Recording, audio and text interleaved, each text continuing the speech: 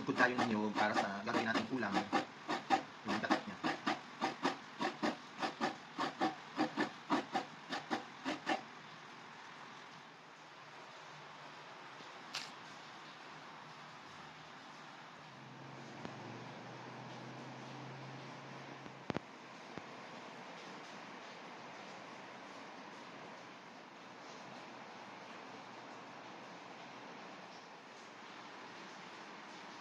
Guys, ganito yung pagkain dito sa aming probinsya.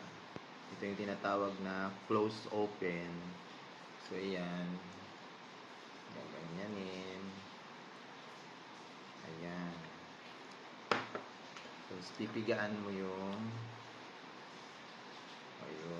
kanin. Okay. Tapos, may panimpla ka ng tuyo. Ayan, yung tuyo. Maganda to ngayon dahil ulan ng ulan. Okay, try natin.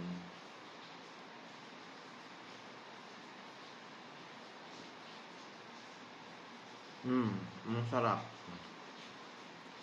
Ganito kami sa province.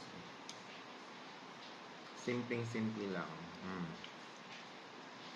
Sinasabawan So, ang ulam ko ngayon ay closed open.